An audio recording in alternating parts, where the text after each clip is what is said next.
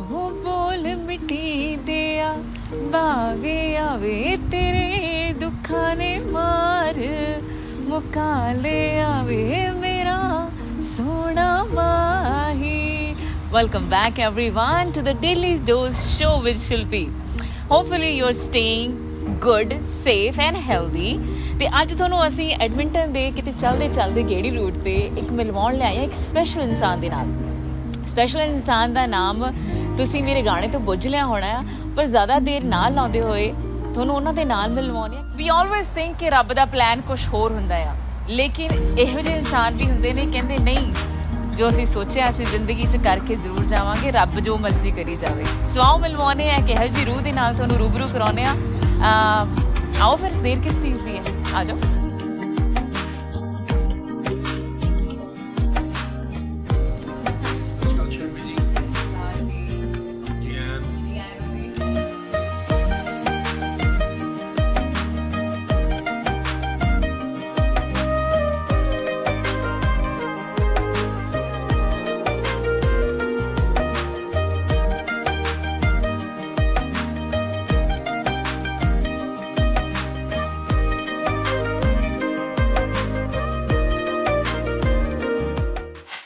ਜੋ ਸਭ ਤੇ ਹੋਵੇ ਲਾਗੂ ਗੱਲ ਉਹੀ ਹੁੰਦੀ ਠੀਕ, ਸਿੱਧੇ ਸਾਦੇ ਢੰਗ ਨਾਲ ਕਹੀਏ ਭਾਵੇਂ ਰਮਜ਼ ਹੋਵੇ ਬਰੀਕ, ਇੱਥੇ ਕੋਈ ਕਿਸੇ ਤੋਂ ਘੱਟ ਨਹੀਂ, ਸਭ ਇੱਕ ਤੋਂ ਇੱਕ ਵਧੀਕ. ਲਓ ਜੀ, ਅੱਜ ਗੱਲਬਾਤ ਕਰਾਂਗੇ ਇੱਕ ਐਸੇ ਇਨਸਾਨ ਦੇ ਨਾਲ ਜਿਨ੍ਹਾਂ ਦੀ ਬੜੀ ਸਪਸ਼ਟ ਗੱਲ ਹੁੰਦੀ ਹੈ, ਲੇਕਿਨ ਲੋਕਾਂ ਦੇ ਪੱਲੇ ਬੜੇ ਵਰਿਆਂ ਤੋਂ ਬਾਅਦ ਸਮਝ ਆਉਂਦੀ ਹੈ. ਸੋ ਇੱਕ ਇਹੋ ਜਿਹੀ ਇਨਸਾਨ ਜਿਹੜੇ ਸਿੱਧੀ ਗੱਲ ਕਰਨਗੇ ਅੱਜ ਸਾਡੇ ਨਾਲ. ਬਾਬਾ ਜੀ ਸਤਿ ਸ਼੍ਰੀ ਅਕਾਲ, ਬਹੁਤ ਬਹੁਤ ਵੈਲਕਮ ਹੈ ਸਾਡੇ ਸ਼ੋਅ ਦੇ ਵਿੱਚ. ਸਤਿ ਸ਼੍ਰੀ ਅਕਾਲ ਸ਼ਿਲਪੀ ਜੀ. ਫਸਟ ਆਫ ਆਲ ਸਾਰੇ ਹੀ ਤੁਹਾਡੇ ਦਰਸ਼ਕਾਂ ਨੂੰ ਜਿਹੜੇ ਇਸ ਵੇਲੇ ਇਹ ਪ੍ਰੋਗਰਾਮ ਦੇਖ ਰਹੇ ਨੇ, ਮੇਰੇ ਵੱਲੋਂ ਪਿਆਰ ਭਰੀ ਸਤਿ ਸ਼੍ਰੀ ਅਕਾਲ, ਔਰ ਉਮੀਦ ਰੱਖਦਾ ਕਿ ਉਹਨਾਂ ਦੀਆਂ ਆਸਾਂ ਤੇ ਮੈਂ ਖਰਾ ਹੋਵਾਂ. ਜ਼ਰੂਰ ਉਤਰੋਂਗੇ ਜੀ. ਜੇ ਸਾਨੂੰ ਇੰਨਾ ਵਧੀਆ ਵੈਲਕਮ ਮਿਲਿਆ ਤੇ ਉਮੀਦ ਕਰਦੇ ਹਾਂ ਕਿ ਆਡੀਅנס ਤੁਹਾਨੂੰ ਦਿਲੋਂ ਪਸੰਦ ਕਰੇਗੀ. ਜਸਜੀਤ ਜੀ, ਸਭ ਤੋਂ ਪਹਿਲਾਂ ਸਾਡੇ ਸ਼ੋਅ ਦਾ ਜਿਹੜਾ ਨਾਮ ਹੈ ਡੇਲੀ ਡੋਜ਼, ਸੋ ਅੱਜ ਦੀ ਡੋਜ਼ ਅਸੀਂ ਤੁਹਾਡੇ ਕੋਲੋਂ ਲੈਣ ਆਏ ਆ. ਪਹਿਲਾਂ ਤਾਂ ਮੈਂ ਇਸ ਗੱਲ ਹੀ ਕਨਫਿਊਜ਼ਡ ਹੈ ਕਿ ਡੇਲੀ ਡੋਜ਼ ਤੁਸੀਂ ਦੂਸਰੇ ਨੂੰ ਦੇਣ ਜਾਂਦੇ ਹੋ ਕਿ ਉਹਨਾਂ ਕੋਲੋਂ ਲੈਣ ਜਾਂਦੇ ਹੋ? ਇਹ ਆਦਾਨ ਪ੍ਰਦਾਨ ਹੁੰਦਾ ਹੈ ਇਹ ਦੋਨਾਂ ਚੀਜ਼ਾਂ ਦਾ. ਸਾਨੂੰ ਮਿਲੇਗੀ ਤਾਂ ਅਸੀਂ ਤਾਂ ਫਿਰ ਅੱਗੇ ਵੰਡਾਂਗੇ ਨਾ. ਡੈਫੀਨੇਟਲੀ ਜੀ, ਡੈਫੀਨੇਟਲੀ. ਇਹ ਡੋਜ਼ ਜਿਹੜੀ ਹੈ ਵਾਕਈ ਵਾਈਸ ਵਰਸਾ ਹੀ ਹੁੰਦੀ ਹੈ ਜੀ. ਇਹ ਇੱਕ ਪਿਆਰ ਦਾ ਸੌਦਾ ਜਿਹੜਾ ਤੁਸੀਂ ਇੱਕ ਦੂਸਰੇ ਦੇ ਨਾਲ ਹੀ ਕਰਦੇ ਹੋ, ਤੇ ਇਹ ਉੱਥੇ ਹੀ ਨਿਭਦਾ ਜਿੱਥੇ ਤੁਹਾਨੂੰ ਦਿਲੋਂ ਕੋਈ ਪਿਆਰ ਕਰਦਾ ਤੇ ਦਿਲੋਂ ਪਿਆਰ ਨਾਲ ਕੋਈ ਸੱਦਦਾ. ਕੀ ਬਾਤ ਹੈ. ਸੋ ਇਹ ਜਸਜੀਤ ਦੇ ਨਾਮ ਦੇ ਨਾਲ ਕੀ ਕਹਾਣੀ ਹੈ ਪਿੱਛੇ, ਇੰਨਾ ਸੋਹਣਾ ਮਤਲਬ ਕੀ ਘਰਦਿਆਂ ਨੂੰ ਪਹਿਲਾਂ ਹੀ ਪਤਾ ਸੀ ਕਿ ਇਹਨੇ ਦੁਨੀਆ ਦੇ ਦਿਲਾਂ ਤੇ ਰਾਜ ਕਰਨਾ ਹੈ? ਅ ਗਲੋਰੀਅਸ ਵਿਕਟਰੀ. ਸ਼ਿਲਪੀ ਜੀ, ਰੱਬ ਹੀ ਜਾਣੇ, ਕਿਉਂਕਿ ਮੇਰੇ ਪੇਰੈਂਟਸ ਤਾਂ ਇਸ ਵੇਲੇ ਦੁਨੀਆ 'ਚ ਨਹੀਂ ਹੈਗੇ ਜੀ. ਤੇ ਕਈ ਵਾਰੀ ਤਾਂ ਮੈਂ ਜਦੋਂ ਬਚਪਨ 'ਚ ਜਿਹੜੇ ਮੈਂ ਹਾਲਾਤਾਂ 'ਚ ਲੰਘ ਕੇ ਆਇਆ ਜਾਂ ਜੋ ਮੈਂ ਬਚਪਨ 'ਚ ਹੁੰਦਾ ਸੀ, ਤੇ ਮੈਂ ਕਈ ਵਾਰੀ ਇਹ ਵੀ ਸੋਚਦਾ ਹੁੰਦਾ ਸੀ, ਜਾਂ ਜਦੋਂ ਮੈਂ ਯੰਗ ਸੀ, ਕਹਿ ਲਓ ਕਿ ਵੀ ਉਸ ਵੇਲੇ ਆਪਣੇ college time. You still feel you young. ਅੱਛਾ, ਠੀਕ ਹੈ. ਮੇਰੇ ਕਹਿੰਦਾ ਮਤਲਬ ਸਕੂਲ ਕਾਲਜ ਦੇ ਵਿੱਚ ਉਦੋਂ ਮੈਂ ਸੋਚਦਾ ਸੀ ਕਿ ਘਰ ਦੇ ਕਿਤੇ ਇਹ ਨਾ ਸੋਚਦੇ ਨੇ ਕਿ ਕਿਸੇ ਦਾ ਨਾਂ ਗਲਤ ਰੱਖ ਲਿਆ.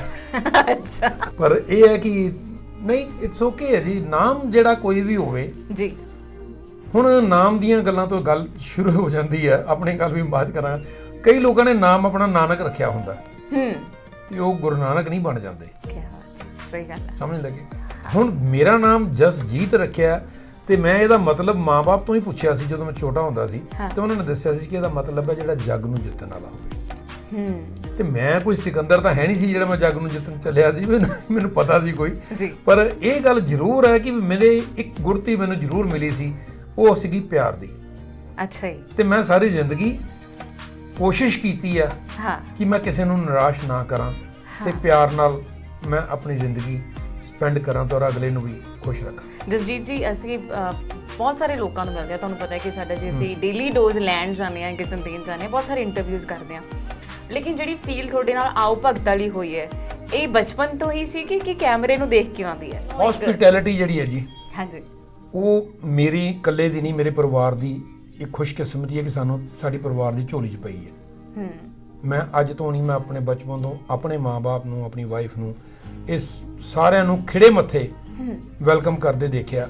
ਹੁਣ ਤਾਂ ਤੁਸੀਂ ਮਤਲਬ ਟਾਈਮ ਹੀ ਇੰਨਾ ਵਧੀਆ ਆ ਗਿਆ, ਮੋਬਾਈਲ ਫੋਨ ਕਰਤਾ, ਹਾਂਜੀ ਚਾਹ ਬਣਾਓ ਜੀ ਅਸੀਂ ਆ ਰਹੇ ਹਾਂ। ਹਾਂਜੀ। ਪਰ ਉਹ ਟਾਈਮ ਜਦੋਂ ਫੋਨ ਵੀ ਨਹੀਂ ਸੀ ਹੁੰਦੇ ਘਰ, ਲੈਂਡਲਾਈਨ ਵੀ ਨਹੀਂ ਸੀ ਰਾਦਰ, ਕਿਤੇ ਗੁਆਂਢੀਆਂ ਗੁੰਡੇ ਦੇ ਘਰ ਵੀ ਫੋਨ ਹੁੰਦੇ ਸੀ। ਮੈਂ ਉਦੋਂ ਵੀ ਆਪਣੀ ਵਾਈਫ ਨੂੰ, ਆਪਣੇ ਮਦਰ ਨੂੰ 10-10 12-12 ਬੰਦਿਆਂ ਦਾ ਖਾਣਾ ਅੱਧੀ ਰਾਤ ਨੂੰ ਬਣਾਉਂਦੇ ਦੇਖਿਆ ਖੁਦ। ਦਰਵਾਜ਼ੇ ਤੇ ਆ ਜਾਣਾ, ਅਸੀਂ ਆ ਗਏ ਜੀ, ਆ ਗਏ ਤੇ ਆ ਜਾਓ ਜੀ, ਫਿਰ ਭਾਵੇਂ ਮੂੰਗੀ ਮਸਰੀ ਦਾਲ ਹੀ ਬਣੇ ਪਰ ਉਹ ਖਿੜੇ ਮੱਥੇ ਜਿਹੜਾ ਸਵਾਗਤ ਜਾਂ ਜਿਹੜਾ ਵੈਲਕਮ ਸੀ, ਜਿਹਨੂੰ ਹੌਸਪਿਟੈਲਿਟੀ ਕਹਿੰਦੇ ਆ, ਇਹ ਮੈਨੂੰ ਔਰ ਸਾਡੇ ਪਰਿਵਾਰ ਨੂੰ ਪੁਰਾਣੀ ਗੁੜਤੀ ਹੈ। ਸੋ ਇਹਦਾ ਮਤਲਬ ਇਹ ਸੱਚੀ ਗੱਲ ਹੈ ਕਿ ਜਿਹੜੀ ਚੀਜ਼ ਬੰਦਾ ਘਰੋਂ ਸਿੱਖਦਾ ਉਹੀ ਸਿਖਾਉਂਦਾ ਤੇ ਉਹੀ ਦੁਨੀਆ 'ਚ ਵਿਚਰਦਾ ਹੋਵੇ ਜੀ। ਔਰ ਮੇਰਾ ਖਿਆਲ ਹੈ ਕਿ ਚਾਹੀਦੀ ਵੀ ਇਹੀ ਹੈ। ਇਹੀ ਕਾਰਨ ਹੈ ਕਿ ਅੱਗੇ ਲੋਕ ਰਿਸ਼ਤਾ ਕਰਦੇ ਸੀ, ਉਹ ਕਿੱਲੇ ਜਾਂ ਮਤਲਬ ਪ੍ਰਾਪਰਟੀਆਂ ਜਾਂ ਘਰ-ਬਾਰ ਨਹੀਂ ਸੀ ਦੇਖਦੇ, ਉਹ ਪਰਿਵਾਰ ਦੇਖਦੇ ਸੀ ਕਿ ਪਰਿਵਾਰ ਦਾ ਪਿਛੋਕੜ ਕੀ ਹੈ। ਸੋ ਇਹਨਾਂ ਗੱਲਾਂ ਦੇ ਉੱਤੇ ਹੀ ਉਦੋਂ ਇਹ ਦੁਨੀਆ ਤੁਰੀ ਹੋਈ ਸੀ। ਸੋ ਇਹ ਪਿਛੋਕੜ ਇੰਨਾ ਵਧੀਆ ਹੈ, ਸੋਚ ਇੰਨੀ ਵਧੀਆ ਹੈ ਤੇ ਉਤੋਂ ਪ੍ਰੋਫੈਸ਼ਨ ਵੀ ਇੰਨਾ ਵਧੀਆ। ਜਸਜੀਤ ਸਿੰਘ ਜੀ, ਤੁਸੀਂ ਸਾਰਿਆਂ ਨੂੰ ਆਪਣੀ ਇੱਕ ਮੋਰਲ ਰਿਸਪੌਂਸਿਬਿਲਿਟੀ ਮੰਨ ਕੇ ਸਭ ਨੂੰ ਇੰਸ਼ੋਰਡ ਕਰ ਦਿਓ। ਪੰਜਾਬ ਇੰਸ਼ੋਰੈਂਸ ਲੋਕਾਂ ਦੀ ਭਲਾਈ ਲਈ ਇੱਕ ਮੋਰਲ ਰਿਸਪੌਂਸਿਬਿਲਿਟੀ ਚੱਕੀ ਹੈ ਕਿ ਜਿਹੜਾ ਕਿਸੇ ਦੇ ਦਿਮਾਗ 'ਚ ਨਹੀਂ ਹੈਗਾ ਉਹ ਚੀਜ਼ ਸਮਝਾਉਣੀ ਕਿ ਨਹੀਂ ਇਹ ਚੀਜ਼ ਜ਼ਰੂਰੀ ਹੈ, ਇੰਸ਼ੋਰੈਂਸ ਜ਼ਰੂਰੀ ਹੈ।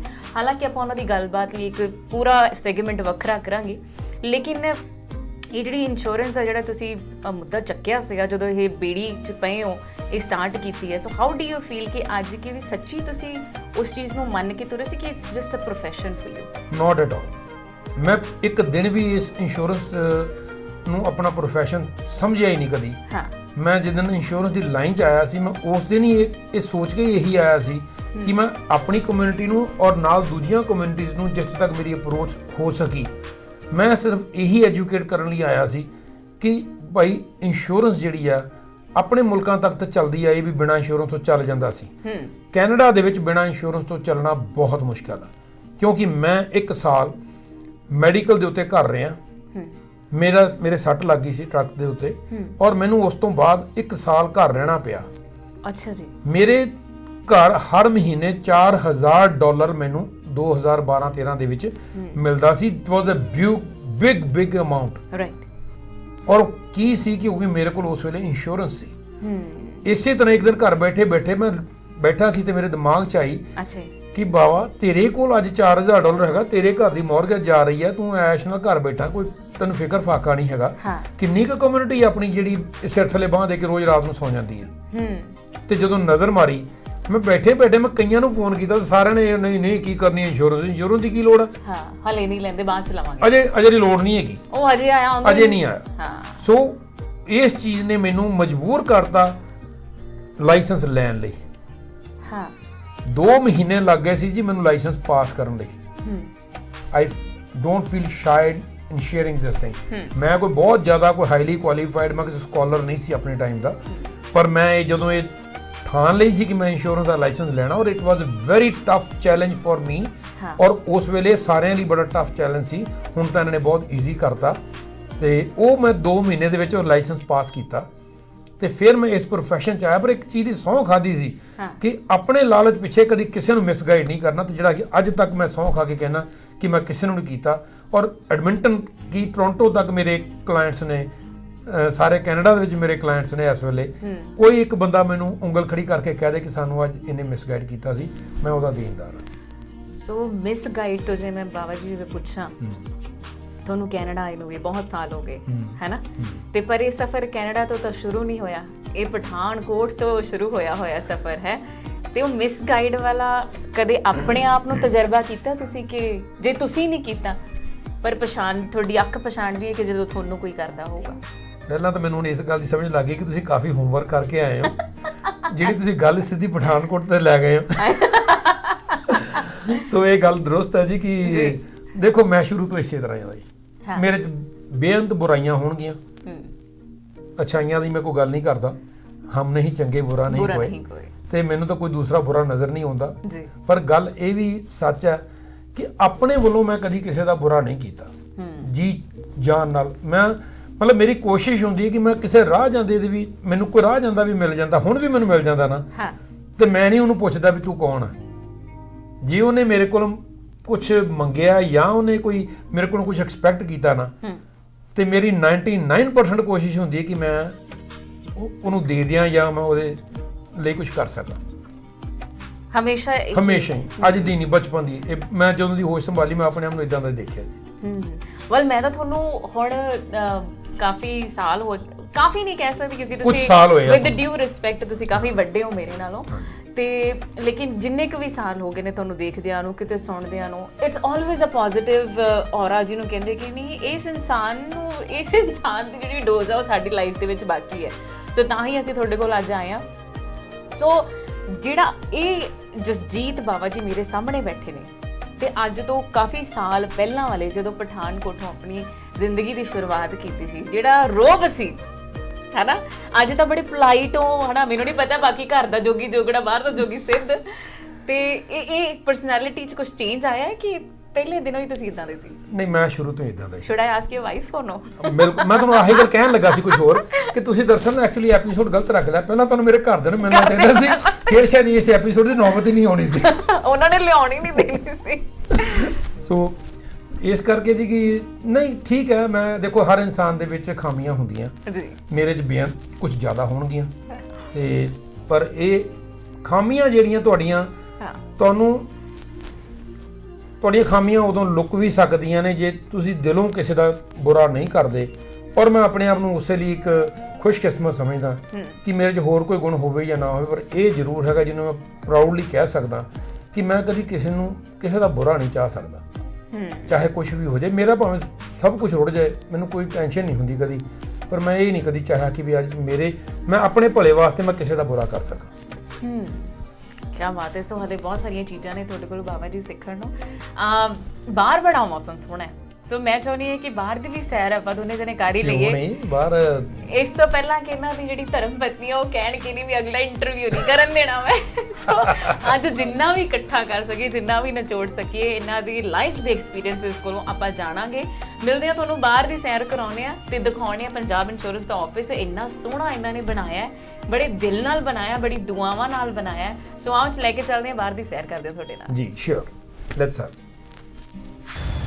कहते हैं मुश्किलें बताई नहीं आती, मालूम था मुझे और लड़ने के लिए भी तैयार था मैं, लेकिन कमबख्त दस्तक दे के तो आती। सो ज़िंदगी में बड़े उतार चढ़ाव होते हैं बंदे के, बड़िया सारिया चीज़ां सी लंघा के अपनी ज़िंदगी च अगे वधदे हां बेशक, और इस हौसले नूं ना हारन दईए। सो साडे नाल एक इहो जिहे इंसान ने अज जिहड़े दिखाउंदे तां है असीं बहुत खुश हाँ, असीं दुनिया तो वखरा काम करते हैं, लेकिन हर एक इंसान के दिल दे उस छोटे जे कोने विच कुछ राज होंदे ने। सो उम्मीद करते हैं कि उस राज नूं, उस मुसीबतां तो किवें उभर के आए ने, वो सानूं अज जसजीत जी दसणगे। जी शिल्पी जी, की पूछना चाहते हो तुसीं? इन्नी औखियाई कढ के भी फिर भी एक मुस्कुराउंदा होया चेहरा सारिਆਂ ਲਈ 24 घंटे 7 दिन किद्दां कर लेंदे हो? ਸਭ ਤੋਂ ਪਹਿਲਾਂ ਤਾਂ ਜੀ ਮੈਂ ਸ਼ੁਕਰਗੁਜ਼ਾਰ ਹਾਂ ਉਸ ਪਰਮਾਤਮਾ ਦਾ ਜਿਨਨੇ ਮੈਨੂੰ ਇਹ ਬਖਸ਼ਿਸ਼ ਦਿੱਤੀ ਆ ਕਿ ਮੈਂ ਇਸ ਮੀਂਹ ਹਨੇਰੀ ਦੇ ਨਾਲ ਮੈਂ ਲੜ ਸਕਾਂ, ਇਹਨਾਂ ਚੋਂ ਲੰਘ ਸਕਾਂ, ਤੇ ਲੰਘਦਾ ਹੀ ਆਇਆ ਤੇ ਕਦੀ ਉਹਨੇ ਬ੍ਰੇਕ ਨਹੀਂ ਲਾਉਣ ਦਿੱਤੀ ਮੈਨੂੰ। ਜੇ ਤੁਸੀਂ ਹੁਣ ਇਸ ਗੱਲ ਨੂੰ ਸ਼ੁਰੂ ਕਰ ਹੀ ਲਿਆ ਤੇ ਮੈਂ ਇਹ ਵੀ ਗੱਲ ਦੱਸ ਦਿੰਦਾ ਅੱਜ ਕਿ ਜਿਸ ਤਰ੍ਹਾਂ ਅੱਜ ਹਰ ਇਨਸਾਨ ਨੂੰ ਲੱਗਦਾ ਕਿ ਮੈਂ ਸ਼ਾਇਦ ਇੱਕ ਬਹੁਤ ਕਾਮਯਾਬ ਇਨਸਾਨ ਆ ਇੱਥੇ, ਪਰ ਇਸ ਕਾਮਯਾਬੀ ਦੇ ਪਿੱਛੇ ਮੇਰੀ 20 ਸਾਲ ਦੀ ਬੜੀ ਤਸ਼ੱਦਦ ਭਰੀ ਮਿਹਨਤ ਔਰ ਜ਼ਿੰਦਗੀ ਰਹੀ ਆ, ਜਿਹੜੀ ਮੈਂ ਇੰਡੀਆ ਦੇ ਵਿੱਚ ਆਲਮੋਸਟ ਮੈਂ 20 ਸਾਲ ਟੋਟਲੀ ਫੇਲਿਅਰ ਰਿਹਾ ਹਰ ਬਿਜ਼ਨਸ ਦੇ ਵਿੱਚ। 20 ਸਾਲ ਦੇ ਵਿੱਚ ਮੈਂ ਕਮ ਸੇ ਕਮ 10 ਬਿਜ਼ਨਸ ਚੇਂਜ ਕੀਤੇ ਹੋਣੇ ਆ, ਪਰ ਮੈਂ ਹਰ ਬਿਜ਼ਨਸ ਦੇ ਵਿੱਚ ਮੈਂ ਫੇਲ ਹੋ ਜਾਂਦਾ ਸੀ। ਪਹਿਲੇ ਸਾਲ ਮੈਂ ਅਸਮਾਨ ਤੇ ਚਲੇ ਜਾਂਦਾ ਸੀ, ਦੂਸਰੇ ਸਾਲ ਮੈਂ ਨੋਜ਼ ਡਾਈਵ ਤੇ ਥੱਲੇ ਆ ਜਾਂਦਾ ਸੀ, ਪਰ ਹੌਸਲਾ ਕਦੀ ਨਹੀਂ ਟੁੱਟਿਆ। ਮੈਨੂੰ ਇਸ ਗੱਲ ਦੀ ਮੈਨੂੰ ਖੁਦ ਨਹੀਂ ਸਮਝ ਅੱਜ ਤੱਕ। ਜਸਜੀਤ ਜੀ, ਜਦੋਂ ਕੋਈ ਇਨਸਾਨ ਕਿਸੇ ਮੁਕਾਮ ਤੇ ਪਹੁੰਚ ਜਾਂਦਾ ਹੈ, ਹਮੇਸ਼ਾ ਚਮਕਦਾ ਸਿਤਾਰਾ ਉਦੋਂ ਲੋਕੀ ਦੇਖਦੇ ਆ ਕਿ ਨਹੀਂ ਹੁਣ ਉਹ ਇਹ ਕਿਤੇ ਪਹੁੰਚ ਗਿਆ, ਲੇਕਿਨ ਉਹ ਕਿੰਨੀਆਂ ਝੱਖੜਾਂ ਝੁੱਲ ਕੇ ਆਇਆ ਉਹ ਕਿਸੇ ਨੂੰ ਨਹੀਂ ਪਤਾ ਹੁੰਦਾ, ਉਹ ਕਹਾਣੀ ਕਿਸੇ ਦੇ ਰੂਬਰੂ ਨਹੀਂ ਹੁੰਦੀ। ਸੋ ਤੁਸੀਂ ਅੱਜ ਕੁਝ ਇਹੋ ਜਿਹਾ ਕਿੱਸਾ ਸਾਡੇ ਨਾਲ ਜਿਹੜਾ ਕਾਫੀ ਹੌਸਲਾ ਅਫਜ਼ਾਈ ਵਾਲਾ ਵੀ ਹੋਵੇ ਤੇ ਮੈਂ ਇੱਕ ਰਾਇਲ ਪਰਿਵਾਰ ਨੂੰ ਬਿਲੋਂਗ ਕਰਦਾ, ਰਿਆਸਤ ਦਾ ਕਪੂਰਥਲਾ ਰਿਆਸਤ ਨੂੰ ਮੈਂ ਬਿਲੋਂਗ ਕਰਦਾ। ਅੱਛਾ ਜੀ। ਰਿਆਸਤੀ ਬੰਦੇ ਸਾਨੂੰ ਕਿਹਾ ਜਾਂਦਾ ਕਪੂਰਥਲੇ ਤੋਂ ਜੀ ਪ੍ਰਾਪਰਟੀਆਂ ਹੁੰਦੇ ਸੁਣਦੇ ਵੀ ਹਾਂ ਸ਼ਿਲਪੀ ਜੀ ਮੈਂ ਉਹ ਦਿਨ ਵੀ ਦੇਖੇ ਆ ਜਦੋਂ ਮੇਰੇ ਕੋਲ ਸ਼ਾਇਦ ਉਦੋਂ 50 ਪੈਸੇ ਦਾ ਚਾਹ ਦਾ ਕੱਪ ਪੀਣ ਨੂੰ ਵੀ ਕਈ ਵਾਰੀ ਪੈਸੇ ਨਹੀਂ ਸੀ ਹੁੰਦੇ ਅੱਛਾ ਮੈਂ ਉਹ ਵੀ ਦਿਨ ਦੇਖੇ ਆ ਹਾਂ ਹਾਂ ਪਰ ਮੇਰੇ ਕੋਲ ਮੇਰੀ ਜ਼ਿੰਦਗੀ ਕਦੀ ਨਹੀਂ ਰੁਕੀ ਹਾਂ ਭਾਵੇਂ ਚਾਹ ਦਾ ਕੱਪ ਪੀਣ ਲਈ ਪੈਸੇ ਨਹੀਂ ਸੀ ਪਰ ਜ਼ਿੰਦਗੀ ਕਦੀ ਨਹੀਂ ਰੁਕੀ ਮੁਸਕਰਾਹਟ ਹਮੇਸ਼ਾ ਰਹੀ ਹੈ ਅੱਗੇ ਵਧਣ ਦੀ ਚਾਹ ਹਰ ਵੇਲੇ ਰਹੀ ਹਾਂ ਵੀ ਚਾਹ ਲੱਗੇ ਕੋਈ ਗੱਲ ਨਹੀਂ ਕੋਈ ਗੱਲ ਪਿਛਲਾ ਵਕਤ ਲੰਘ ਗਿਆ ਕੱਲ ਨੂੰ ਹੋਰ ਆ ਜਾਏਗਾ ਹਾਂ ਸੋ ਇਹੀ ਕਾਰਨ ਸੀ ਕਿ ਜਿਹੜੇ ਮੈਂ 20 ਸਾਲਾਂ ਦੇ ਵਿੱਚ ਕਮ ਸੇ ਕਮ 10 ਬਿਜ਼ਨਸ ਜਿਹੜੇ ਮੈਂ ਫੇਲ ਰਿਹਾ ਅੱਜ ਇਹ ਸ਼ਾਇਦ ਉਹਨਾਂ ਦੀ ਕਾਮਯਾਬੀ ਦਾ ਨਤੀਜਾ ਅਸੀਂ ਰੱਬ ਨੂੰ ਹਮੇਸ਼ਾ ਇੱਕ ਸਵਾਲ ਪੁੱਛਦੇ ਆ ਜਾਂ ਮੰਗਦੇ ਰਹਿੰਦੇ ਆ ਕਿ ਸਾਨੂੰ ਆਹ ਵੀ ਮਿਲ ਜੇ ਆਹ ਵੀ ਮਿਲ ਜੇ ਜਦੋਂ ਅੱਜ ਤੁਹਾਡੇ ਨਾਲ ਇਸ ਸ਼ੋਅ ਦੀ ਸ਼ੁਰੂਆਤ ਕੀਤੀ ਮੈਂ ਤੁਸੀਂ ਇੱਕ ਬੜੀਆਂ ਪਿਆਰ ਭਰੀਆਂ ਉਮੀਦਾਂ ਭਰੀਆਂ ਔਰ ਇੱਕ ਥੈਂਕਫੁਲ ਨਜ਼ਰਾਂ ਨਾਲ ਆਪਣੇ ਆਫਿਸ ਵੱਲ ਦੇਖਿਆ ਤੇ ਕਿਹਾ ਕਿ ਮੈਂ ਇਸ ਦੇ ਕਾਬਿਲ ਨਹੀਂ ਸੀ ਪਤਾ ਨਹੀਂ ਰੱਬ ਨੇ ਇੰਨੀ ਬਖਸ਼ਿਸ਼ ਕਿਵੇਂ ਕਰ ਦਿੱਤੀ ਹੈ ਇਹ ਕਿਉਂ ਸ਼ਿਲਪੀ ਜੀ ਇਹ ਗੱਲ ਤਾਂ ਮੈਂ ਹੁਣ ਵੀ ਕਹਿਣਾ ਹਮੇਸ਼ਾ ਹੀ ਕਹਿੰਦਾ ਰਹੂੰਗਾ ਸ਼ਾਇਦ ਹਾਂ ਕਿ ਦੇਖੋ ਰੱਬ ਕੋਲੋਂ ਇਹ ਆਪਣੇ ਆਪਣੇ ਨਜ਼ਰੀਏ ਨੇ ਕੋਈ ਇਨਸਾਨ ਕਹਿੰਦਾ ਜੀ ਕਿ ਰੱਬ ਕੋਲੋਂ ਨਹੀਂ ਮੰਗਣਾ ਤੇ ਕਿਹਦੇ ਕੋਲੋਂ ਮੰਗਣਾ ਤੇ ਮੈਂ ਉਹਨੂੰ ਦੂਸਰੇ ਪਾਸੇ ਦੇਖਦਾ ਕਿ ਜੇ ਰੱਬ ਕੋਲੋਂ ਵੀ ਮੰਗਣ ਦੀ ਲੋੜ ਹੈ ਤੇ ਫਿਰ ਰੱਬ ਕਾਹਦਾ ਵਾਹ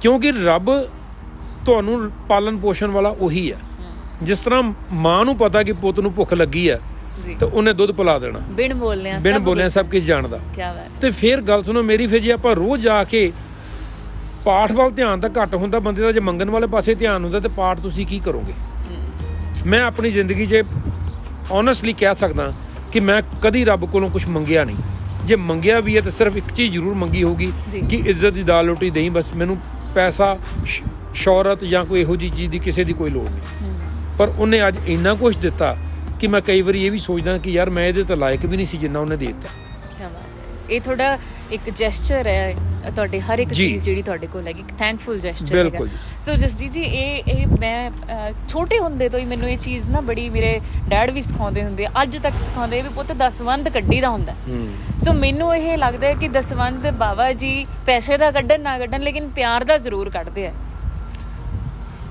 ਹਾਂਜੀ ਤੁਸੀਂ ਇਹ ਵੀ ਗੱਲ ਹੁਣ ਸ਼ੁਰੂ ਕੀਤੀ ਤਾਂ ਮੈਂ ਇਹਦਾ ਵੀ ਅੱਗੇ ਖੁਲਾਸਾ ਕਰ ਦਿੰਦਾ ਕਿ ਦਸਵੰਧ ਹਰ ਕਿੱਸਾ ਹੈਗਾ ਯਾਰ ਦਸਵੰਧ ਜਿਹੜਾ ਨਾ ਦਸਵੰਧ ਦਾ ਮਤਲਬ ਇਹ ਨਹੀਂ ਹੈਗਾ ਕਿ ਆਪਾਂ ਜੇ 1000 ਕਮਾਇਆ ਤੇ 100 ਆਪਾਂ ਗੁਰਦੁਆਰੇ ਦੀ ਗੋਲਕ 'ਚ ਪਾਇਆ ਹੋਣਾ ਹਾਂਜੀ ਦਸਵੰਧ ਮੈਂ ਸਭ ਤੋਂ ਵੱਡਾ ਦਸਵੰਧ ਇਹ ਸਮਝਦਾ ਜਦੋਂ ਤੁਸੀਂ ਕਿਸੇ ਲੋੜਵੰਦ ਦੇ ਕੰਮ ਆ ਗਏ ਨਾ ਉਹ ਤੁਹਾਡੀ ਕਮਾਈ ਦਾ ਦਸਵੰਧ ਹੀ ਆ ਚਾਹੇ ਤੁਸੀਂ ਕਿਸੇ ਭੁੱਖੇ ਨੂੰ ਰੋਟੀ ਖਿਲਾਤੀ ਚਾਹੇ ਕਿਸੇ ਨੂੰ ਕਿਤੇ ਕੰਮ ਤੇ ਲਵਾਤਾ ਜਾਂ ਤੁਸੀਂ ਕਿਸੇ ਦੇ ਕੰਮ ਦੇ ਵਿੱਚ ਹਿੱਸਾ ਪਾ ਲਿਆ ਹਾਂਜੀ ਇਹ ਤੁਹਾਡੀ ਜ਼ਿੰਦਗੀ ਦੇ ਦਸਵੰਧ ਨੇ ਕੋਈ ਜ਼ਰੂਰੀ ਨਹੀਂ ਹੈ ਕਿ ਪੈਸੇ ਦਾ ਹੀ ਦਸਵੰਧ ਤੁਸੀਂ ਦੇਣਾ ਤੇ ਉਹਨੂੰ ਦਸਵੰਧ ਇਕੱਲੇ ਨੂੰ ਮੇਰੀ ਨਜ਼ਰ 'ਚ ਤਾਂ ਨਹੀਂ ਕਹਿੰਦੇ ਕਿਸੇ ਦੀ ਕਹਿੰਦੇ ਹੋਣਗੇ ਤਾਂ ਮੈਂ ਜਾਣਦਾ ਨਹੀਂ ਮੈਂ ਇੰਸ਼ੋਰੈਂਸ ਦੀ ਇੰਡਸਟਰੀ ਦੇ 'ਚ ਤੁਹਾਨੂੰ ਪਹਿਲਾਂ ਵੀ ਆਪਾਂ ਮਾੜਾ ਜਿਹਾ ਟੌਪਿਕ ਟੱਚ ਕੀਤਾ ਸੀਗਾ ਕਿ ਮੈਂ ਇਸ ਇੰਡਸਟਰੀ ਦੇ ਵਿੱਚ ਇਹਨੂੰ 100% ਪ੍ਰੋਫੈਸ਼ਨ ਆਪਣੇ ਮਕਸਦ ਲਈ ਲੈ ਕੇ ਨਹੀਂ ਚੱਲਿਆ ਮੈਂ ਇਸ ਇੰਡਸਟਰੀ ਦੇ ਵਿੱਚ ਇਸੇ ਕਰਕੇ ਆਇਆ ਸੀ ਕਿ ਮੈਂ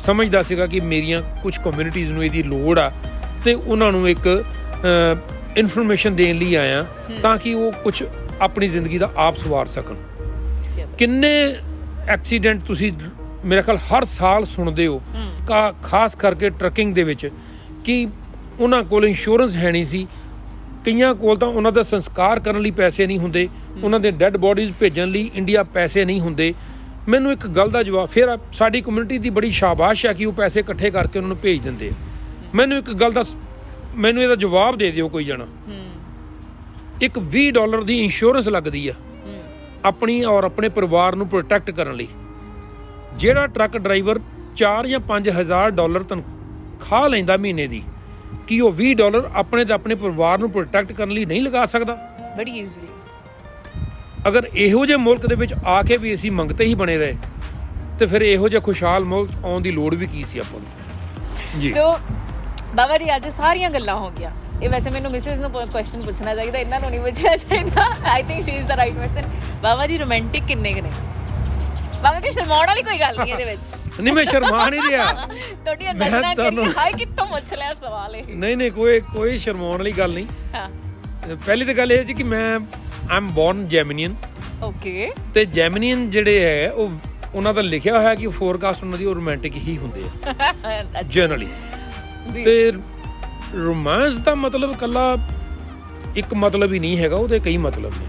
ਖੁਸ਼ ਰਹਿਣਾ, ਖੁਸ਼ ਰੱਖਣਾ, ਇਹ ਵੀ ਇੱਕ ਰੋਮਾਂਸ ਹੈ। ਸਾਰੀਆਂ ਗੱਲਾਂ ਦੀ ਤੁਹਾਨੂੰ ਮੈਂ ਇੱਕੋ ਜਵਾਬ ਦੇ ਦਿੰਦਾ ਕਿ ਮੇਰੀ ਖੁਦ ਦੀ ਲਵ ਮੈਰਿਜ ਆ। ਅੱਛਾ ਜੀ। ਤੇ ਫਿਰ ਇਸ ਤੋਂ ਅੱਗੇ ਮੇਰੇ ਕੋਲ ਸਵਾਲ ਹੀ ਨਹੀਂ ਕਰਿਆ ਜਾਂਦਾ। ਮੇਰਾ ਕੁਐਸਚਨ ਬਣਦਾ ਸੀ ਪੁੱਛਣਾ। ਬਿਲਕੁਲ ਹਨਾ, ਵਾਜਿਬ ਸੀ। ਉਹ ਤੁਹਾਡਾ ਇਹ ਵੀ ਕੁਐਸਚਨ ਜਾਇਜ਼ ਸੀਗਾ ਕਿ ਤੁਸੀਂ ਇਹ ਸਵਾਲ ਗਲਤ ਬੰਦੇ ਨੂੰ ਪੁੱਛ ਲਿਆ, ਮੇਰੀ ਵਾਈਫ ਨੂੰ ਪੁੱਛਣਾ ਚਾਹੀਦਾ ਸੀ। ਇਹ ਵੀ ਸਹੀ ਸੀ। ਰਿਟਾਇਰਮੈਂਟ ਦਾ ਮਤਲਬ ਇਹ ਹੈ ਕਿ ਦੇਖੋ, ਜਿਸ ਤਰ੍ਹਾਂ ਮੈਂ ਤੁਹਾਨੂੰ ਦੱਸ ਚੁੱਕਾ ਕਿ ਮੈਂ ਆਲਰੇਡੀ ਆਪਣੀ ਜ਼ਿੰਦਗੀ ਬਹੁਤ ਅਰਲੀ ਸਟੇਜ ਤੇ ਸ਼ੁਰੂ ਕਰ ਚੁੱਕਾ ਸੀ ਔਰ ਮੈਂ ਇੰਨੇ ਸਾਲ ਫੇਲਿਅਰ ਰਿਹਾ। ਮੈਂ ਇੱਕ ਲਿਮਿਟ ਹੁੰਦੀ ਹੈ ਹਰ ਇਨਸਾਨ ਦੀ। ਦੇਖੋ, excess of everything is bad ਵੀ ਕਿਹਾ ਜਾਂਦਾ ਵੀ ਹਰ ਚੀਜ਼ ਤੁਸੀਂ ਕਿੰਨਾ ਕੁ ਆਪਣੇ ਆਪ ਨੂੰ ਤੋੜ ਸਕਦੇ ਹੋ, ਕਿੰਨਾ ਕੁ ਆਪਣੇ ਆਪ ਨਾਲ ਲੜ ਸਕਦੇ ਹੋ। ਠੀਕ ਆ, ਦਿਲ ਕਰਦਾ ਵੀ ਆ ਕਈ ਵਾਰੀ, ਪਰ ਫਿਰ ਵੀ ਕਈ ਵਾਰੀ ਆਪਣਾ ਇਹ ਵੀ ਦਿਲ ਕਰਦਾ ਕਿ ਯਾਰ ਮੈਂ ਹੁਣ ਸਕੂਨ ਨਾਲ ਮੈਨੂੰ ਕੋਈ ਬੁਲਾਏ ਨਾ, ਮੈਨੂੰ ਫੋਨ ਨਾ ਵੱਜੇ, ਮੈਂ ਆਰਾਮ ਨਾਲ ਸਵੇਰੇ ਆਪਣੀ ਮਰਜ਼ੀ ਨਾਲ ਉੱਠਾਂ, ਮਰਜ਼ੀ ਨਾਲ ਸੌਵਾਂ। ਕੋਈ ਮੈਂ ਇਦਾਂ ਦੀ ਹੁਣ ਲਾਈਫ ਚਾਹੁੰਦਾ ਥੋੜਾ ਜਿਹਾ। ਸੋ ਉਮੀਦ ਕਰਦੀ ਹਾਂ ਕਿ ਹਰ ਇੱਕ ਬੰਦਾ ਇਦਾਂ ਦੀ ਜ਼ਿੰਦਗੀ ਜਿਵੇਂ ਜਿਵੇਂ ਅੱਜ ਬਾਬਾ ਜੀ ਨੇ ਆਪਣੀ ਜ਼ਿੰਦਗੀ ਬਾਰੇ ਦੱਸਿਆ, ਕੋਈ ਰਿਗਰੈਟ ਨਹੀਂ ਹੈ। ਜੋ ਵੀ ਕੀਤਾ ਦਿਲ ਨਾਲ ਕੀਤਾ, ਖੁਸ਼ ਹੋ ਕੇ ਕੀਤਾ। ਸੋ ਇਹਨਾਂ ਦੇ ਬਾਰੇ ਤੁਹਾਨੂੰ ਕੋਰਸ ਬਹੁਤ ਸਾਰਾ ਕੁਝ ਬਾਕੀ ਹੈ ਦਿਖਾਉਣਾ, ਜਾਣਨਾ। ਇੰਨੇ ਕਹਿੰਦੇ ਨੇ ਕਿ ਇੰਨੇ ਸਾਲਾਂ ਦਾ ਨਿਚੋੜ ਇਸ ਇੱਕ ਇੰਟਰਵਿਊ ਦੇ ਵਿੱਚ ਸ਼ਾਇਦ ਨਹੀਂ ਨਿਕਲੇਗਾ, ਲੇਕਿਨ ਇੱਕ ਇਹਨਾਂ ਦੀ ਝਲਕ ਸੀਗੀ। ਆਉਣ ਵਾਲੇ ਮਹੀਨੇ ਦੇ ਵਿੱਚ ਇਕੱਲੇ ਸੈਕਟਰ 'ਚ ਇਹਨਾਂ ਦੇ ਜਾਵਾਂਗੇ, ਇਹਨਾਂ ਬਾਰੇ ਹੋਰ ਜਾਣਾਂਗੇ, ਇਹਨਾਂ ਦੀ ਮਿਸਿਸ ਨੂੰ ਵੀ ਮਿਲਵਾਵਾਂਗੇ ਤੁਹਾਡੇ ਨਾਲ। ਲੁੱਕ ਐਟ ਦ ਵਿਜ਼ਨ, ਇਹਨਾਂ ਦਾ ਵਿਜ਼ਨ ਦੇਖੋ, ਇਹਨਾਂ ਦੇ ਸ਼ੌਂਕ ਦੇਖੋ, ਕਿਆ ਬਾਤ ਨੇ, ਕੰਪੈਰੀਜ਼ਨ ਨਹੀਂ ਕਰ ਸਕਦੇ। ਸੋ ਬੜੀ ਮਿਹਨਤ ਨਾਲ ਇੰਨੀਆਂ ਸਾਰੀਆਂ ਚੀਜ਼ਾਂ ਖੜੀਆਂ ਕੀਤੀਆਂ ਨੇ। ਸੋ ਬਾਬਾ ਜੀ, ਇੱਕ ਜਾਂਦੇ ਸਾਡੀ ਆਡੀਅנס ਇੱਕ ਸੁਨੇਹਾ ਤੁਹਾਡੇ ਵੱਲੋਂ ਕੀ ਹੋਏਗਾ? ਮੇਰਾ ਖਿਆਲ ਹੈ ਜੀ, ਸੁਨੇਹਾ ਇੱਕੋ ਹੀ ਦੇਣ ਵਾਲਾ, ਖੁਸ਼ ਰਹੋ ਤੇ ਖੁਸ਼ ਰਹਿਣ ਦਿਓ। Live and let live, live and let live. ਦੂਸਰੀ ਗੱਲ, ਕੋਸ਼ਿਸ਼ ਕਰੋ ਕਿ ਜੇ ਕਿਸੇ ਦਾ ਭਲਾ ਕਰ ਸਕਦੇ ਹੋ ਤਾਂ ਜ਼ਰੂਰ ਕਰੋ। ਸਭ ਤੋਂ ਵੱਡਾ ਦਸਵੰਧ ਇਹੀ ਹੈ ਜ਼ਿੰਦਗੀ ਦਾ। ਕਿਆ ਬਸ। ਚਲੋ, ਮੈਂ ਵੀ ਲੈਣ ਚੱਲੀ ਹਾਂ ਇਹਨਾਂ ਕੋਲੋਂ। ਅੱਜ ਇਹਨਾਂ ਦੀ ਜ਼ਿੰਦਗੀ ਦਾ ਦਸਵੰਧ ਮੇਰੇ ਹਿੱਸੇ ਆਇਆ। So thank you so much Jasjit ਜੀ ਸਾਡੇ ਨਾਲ ਜੁੜਨ ਲਈ, ਤੇ ਹੋਪਫੁਲੀ ਤੁਹਾਡੀ ਅਗਲੀ ਇੰਟਰਵਿਊ ਦਾ, ਅਗਲੀ ਮੁਲਾਕਾਤ ਦਾ ਸਾਨੂੰ ਹਮੇਸ਼ਾ ਇੰਤਜ਼ਾਰ ਰਹੇਗਾ। Thank you so much. ਅੱਜ ਲਈ ਇੰਨਾ ਹੀ। Thank you so much Shilpi ji, ਔਰ ਸਾਰੇ ਦਰਸ਼ਕਾਂ ਦਾ ਬਹੁਤ ਬਹੁਤ ਧੰਨਵਾਦ ਜਿਨ੍ਹਾਂ ਨੇ ਅੱਜ ਮੈਨੂੰ ਦੇਖਿਆ ਔਰ ਸੁਣਿਆ। ਔਰ ਆਸ ਕਰਦਾ ਹਾਂ ਕਿ ਸ਼ਾਇਦ ਤੁਹਾਨੂੰ ਮੇਰੀਆਂ ਅਗਰ ਗਲਤੀਆਂ ਹੋ ਗਈਆਂ ਹੋਣ ਤਾਂ ਮੈਂ ਫਿਰ ਵੀ ਮਾਫੀ ਦਾ ਜਾਚਕ ਹਾਂ, ਪਰ ਜੇ ਕੋਈ ਮੇਰੀ ਗੱਲ ਚੰਗੀ ਲੱਗੇ ਤਾਂ ਉਹਨੂੰ ਜ਼ਰੂਰ ਅਪਣਾਇਓ। ਨਹੀਂ, ਅਸੀਂ ਜ਼ਰੂਰ ਤੁਹਾਡੇ ਨਾਲ ਮੁਲਾਕਾਤ ਕਰਾਂਗੇ। Will be right back. ਅਗਲੇ ਇੰਟਰਵਿਊ ਦੇ ਵਿੱਚ ਜਸਜੀਤ ਜੀ ਨੂੰ ਮਿਲਾਂਗੇ, ਪੰਜਾਬ ਇੰਸ਼ੋਰੈਂਸ ਦੇ ਸੀਨੀਅਰ ਮੈਨੇਜਰ। ਤੁਹਾਨੂੰ ਪ੍ਰੋਡਕਟਸ ਦੀ ਨੌਲੇਜ ਦੇਵਾਂਗੇ, ਹਰ ਇੱਕ ਚੀਜ਼ ਜਿਹੜੀ ਜ਼ਰੂਰੀ ਹੈ ਤੁਹਾਡੀ ਲਾਈਫ ਦੇ ਲਈ, ਤੁਹਾਡੇ ਘਰਦਿਆਂ ਦੇ ਲਈ। ਸੋ ਅੱਜ ਲਈ ਇੰਨਾ ਹੀ। Thank you so much. ਤਦ ਤੱਕ ਸਤਿ ਸ਼੍ਰੀ ਅਕਾਲ। ਸਭ ਦਾ ਰੱਬ ਰਾਖਾ।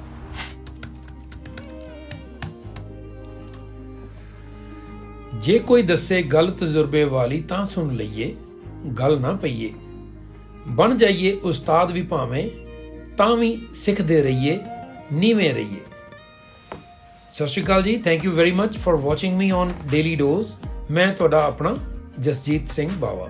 ਉਹ ਬੋਲ ਮਿੱਟੀ ਦਿਆ ਬਾਵਾ। ਬਾਬਾ ਜੀ ਤਾਂ ਚਲੇ ਗਏ ਨੇ, ਹਨਾ। ਹੁਣ ਆਪਾਂ ਇੰਜੋਏ ਕਰੀਏ। ਤੁਹਾਡੀ ਤਾਂ ਬ੍ਰੇਕ ਹੋ ਗਈ, ਲੈ ਅੱਧੀ ਛੁੱਟੀ ਸੈਲੀਬ੍ਰੇਟ ਕਰੋ ਮੇਰੇ ਦੇ ਨਾਲ। ਬ੍ਰੇਕ ਕੀ ਖਾਂਦੇ ਹੋ? ਅਸੀਂ ਸਾਡੀ ਤਾਂ ਹੋ ਗਿਆ ਬ੍ਰੇਕ। ਮਿਸਟਰ ਬਾਬਾ ਚਲ ਗਏ ਨੇ ਘਰ, ਹੁਣ ਆਪਾਂ ਕਰਾਂਗੇ enjoy. Lollipop. So that's how he pampers you. Thank you so much everyone for watching the show. ਇਹ ਬਣ ਗਈਆਂ ਮੇਰੀਆਂ ਸਹੇਲੀਆਂ। ਹੁਣ ਮੈਂ ਇਹਨਾਂ ਨਾਲ ਬ੍ਰੇਕ ਇੰਜੋਏ ਕਰਦੀ ਹਾਂ। Don't forget to watch, like, subscribe, share करो daily dose with Shilpi. Thank you everyone. Bye. Thank you for watching.